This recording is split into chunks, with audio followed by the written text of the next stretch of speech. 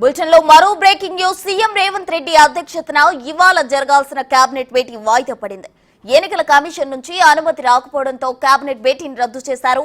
నిన్న సాయంత్రం మంత్రివర్గం సమావేశమై పలు కీలక నిర్ణయాలు తీసుకోవాలని భావించింది. ఇందుకు సంబంధించిన అజెండాను కూడా సీఎస్ సిద్ధం చేశారు. కానీ ఈసీ నుంచి అనుమతి రాకపోవడంతో సీఎం రేవంత్ రెడ్డి రాష్ట్ర మంత్రులు సచివాలయం నుంచి తిరిగి వెళ్లిపోయారు. ఈసీ అనుమతి వచ్చినప్పుడే కేబినెట్ భేటీ నిర్వహించాలని నిర్ణయించారు.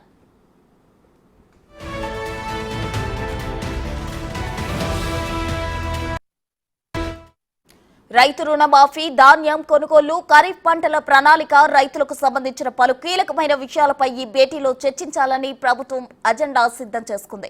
కానీ ఈసీ నుంచి స్పందన లేకపోవడంతో రైతుల సంక్షేమం, అత్యవసరమైన అంశాలపై చర్చించలేకపోయామని సీఎం రేవంత్ రెడ్డి అన్నారు. సోమవారంలోపు ఈసీ నుంచి అనుమతి రాకపోతే అవసరమైతే మంత్రులతో కలిసి ఢిల్లీకి వెళ్లి కేంద్ర ఎన్నికల సంఘాన్ని కలిసి అనుమతి కోరుతామని చెప్పారు.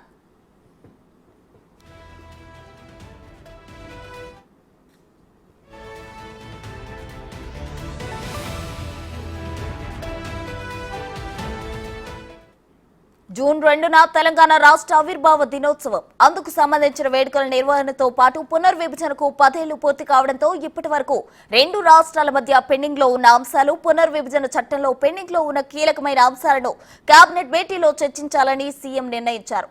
కేబినెట్ భేటీ వాయిదా పడడంతో వీటిపై చర్చ జరగలేదు. కాగా లోక్సభ ఎన్నికల కోడ్ అమల్లో ఉండడంతో పాటు నల్గొండ, ఖమ్మం, వరంగల్ పట్టుభద్రుల ఎమ్మెల్సీ ఎన్నికల పోలింగ్ ఈ నెల 27న ఉండడంతో కేబినెట్ సమావేశానికి ఈసీ అనుమతించలేదని సమాచారం.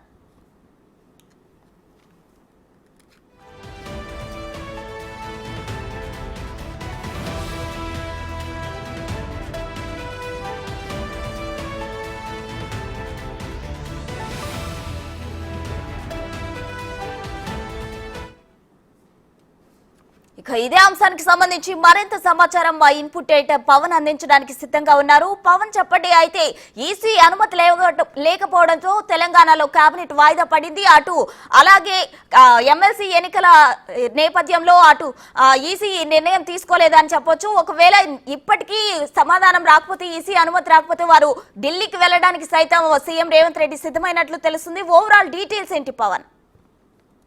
వాస్తవానికి శనివారం రోజు ఉదయం కేబినెట్ భేటీ ఉంటుందంటూ ప్రకటించారు. భేటీలో అనేక కీలక అంశాలపైన చర్చించాల్సి ఉందంటూ ముందస్తుగానే ఈసీ అనుమతి కోరుతూ రాష్ట్ర ప్రభుత్వం ఈసీని అనుమతి కోరింది. కేబినెట్ సమావేశానికి సంబంధించి అనుమతి ఇవ్వాలంటూ. అయితే నిన్న సాయంత్రం 7 గంటల వరకు కూడా ఈసీ అనుమతి కోసం ఎదురు చూశారు. కానీ ఈసీ ఎటువంటి సమాధానం ఇవ్వకపోవడంతో కేబినెట్ భేటీ వాయిదా పడింది.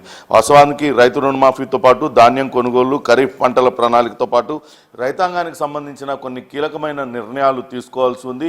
మరొక నెలలో అటు ఇప్పటికే ఎర్లీ మాన్సూన్ వస్తున్నట్లుగా ప్రకటించారు. మరో నెల రోజుల్లో వర్షాకాలం ప్రారంభమవుతున్న నేపథ్యంలో రైతులకు సంబంధించిన అనేక కీలక నిర్ణయాలు తీసుకోవాల్సి ఉంది.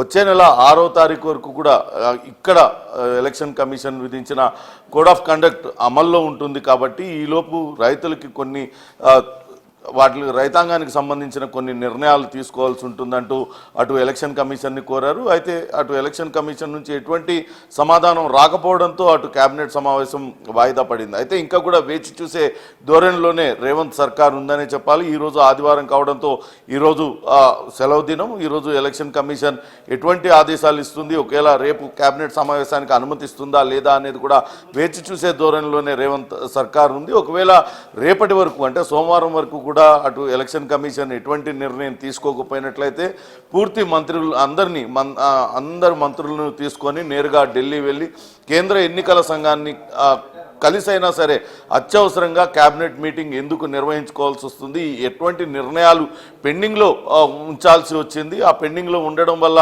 రైతులు ఎటువంటి సమస్యలు ఎదుర్కొంటున్నారనే విషయాన్ని ఎలక్షన్ కమిషన్కు కన్వే చేసి వాళ్ళ నుంచి అనుమతి తీసుకొని కేబినెట్ భేటీ నిర్వహించుకోవాలని రేవంత్ సర్కార్ ఆలోచిస్తున్నట్టుగా తెలుస్తుంది. మరీ ముఖ్యంగా ఇటీవల నేషనల్ డ్యామ్ సేఫ్టీ అధికారులు ఒక మధ్యంతర నివేదికనిచ్చారు. ఆ నివేదిక ప్రకారం ఇమ్మీడియట్గా అక్కడ కాళేశ్వరం ప్రాజెక్టుకు సంబంధించి కొన్ని కీలకమైన నిర్ణయాలు తీసుకోవాల్సింది. 2019లోనే అటు కాళేశ్వరం ప్రాజెక్టుకు సంబంధించి బ్యారేజీలకు ప్రమాదం ఉందని తేలినప్పటికీ కూడా అప్పటి ప్రభుత్వం అలసత్వ ధోరణి వహించింది. కానీ ఇప్పుడు మరోసారి వర్షాకాలం వస్తుండడంతో ఒక్కసారిగా వరదలు కనుక వచ్చినట్లయితే కాళేశ్వరం ప్రాజెక్టు పూర్తిగా దెబ్బతినే పరిస్థితి ఉంటుంది. అయితే ఇప్పటికే రిపేర్లు పునరుద్ధరణ చర్యలు చేపట్టినా ప్రాజెక్టుకు ఎలాంటి ముప్పు ఉండదు అని చెప్పలేమంటూ నేషనల్ డ్యామ్ సేఫ్టీ అధికారులు ఇప్పటికే మధ్యంతర నివేదికనిచ్చారు.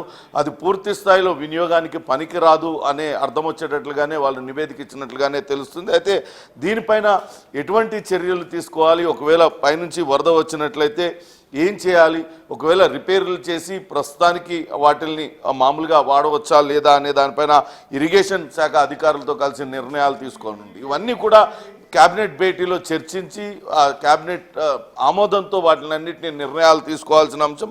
అంతేకాకుండా ఆగస్టు 15 నాటికి మొత్తంగా తెలంగాణ రాష్ట్ర వ్యాప్తంగా ఉన్న రైతులందరికీ కూడా రైతు రుణమాఫీ వేస్తానంటూ ఖచ్చితమైన హామీని ముఖ్యమంత్రి రేవంత్ రెడ్డి ఇచ్చారు. దానికి సంబంధించి కూడా చర్చ జరపాల్సి ఉంది. అయితే దీనికి ప్రస్తుతం ఇక్కడ ఎలక్షన్ కోడ్ అమల్లో ఉండడంతో చాలా వరకు సంక్షేమ పథకాలన్నీ కూడా నిలిచిపోయాయి. వాటిని తర్వాతైనా అమలు చేసుకోవచ్చు. కానీ వర్షాకాలం ముంచుకొస్తూ ఉంది. రైతులకు సంబంధించిన రైతాంగానికి సంబంధించిన అనేక కీలకమైన నిర్ణయాలు తీసుకోవాల్సి ఉంది. కాబట్టి వాటిని పెండింగ్లో ఉంచలేం. కాబట్టే క్యాబినెట్ భేటీ అత్యవసరమని రేవంత్ సర్కార్ అటు కేంద్ర ఎన్నికల సంఘానికి నివేదించనుంది.